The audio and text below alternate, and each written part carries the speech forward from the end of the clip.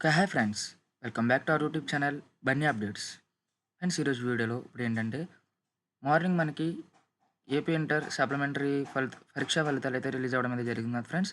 దీనికి సంబంధించి మన ఎంసెట్‌లో ర్యాంకు ఎలా మనం మార్కులు అప్‌లోడ్ చేయాలా? లేకపోతే ప్రభుత్వమే మనకు మార్కులు అప్‌లోడ్ చేస్తాడా? అనే దానిపై ఈ వీడియోలో డిస్కస్ చేద్దాం. ఈ వీడియో చూస్తున్న అందరూ ఒకసారి లైక్ చేయండి, షేర్ చేయండి, సబ్స్క్రైబ్ చేయండి.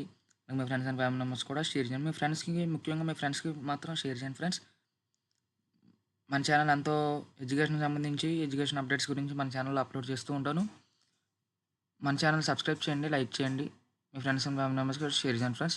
ఫ్రెండ్స్ ఇప్పుడు మన టాపిక్‌లోకి వెళ్ళిపోతే మనకు సంబంధించి ఏంటంటే ఎంసెట్ సంబంధించి మనకు డిక్లరేషన్ అయితే ఓపెన్ అయింది కదా ఫ్రెండ్స్. డిక్లరేషన్ మనం ఫిల్ చేయాలా? లేకపోతే వాళ్ళే అప్లోడ్ చేసేస్తారా? అన్న దానిపై ఇప్పుడు చెప్తాను. మనకేంటంటే ఏపీ గవర్నమెంట్ వాళ్ళు కాకుండా సీబీఎస్ఈ ఇంకా వేరే బోర్డు సిలబస్‌లో ఉంటారు కదా!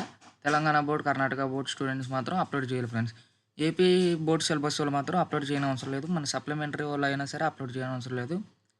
దీనికి సంబంధించి ఈ వీడియోలో చెప్పాను కదా ఫ్రెండ్స్. మనకి ర్యాంక్ వాళ్ళు కన్సిడర్ చేసి 1 వీక్ లోపల మనకది ఇచ్చేస్తారు. ఈ డిక్లరేషన్ ఫార్మ్ ఎప్పుడైతే క్లోజ్ అయిపోద్దో, ఆ క్లోజ్ అయిపోయిన ఒక రోజుకి లేకపోతే రెండో రోజుకి మనకైతే ర్యాంక్ అయితే రావడం అయితే జరుగుతది. ఇది ఫ్రెండ్స్ ఈ వీడియో చూస్తున్నందుకు ఒకసారి లైక్ చేయండి, షేర్ చేయండి, సబ్స్క్రైబ్ చేయండి. మీ ఫ్రెండ్స్ అండ్ ఫ్యామిలీ మెంబర్స్ కూడా షేర్ చేయండి ఫ్రెండ్స్.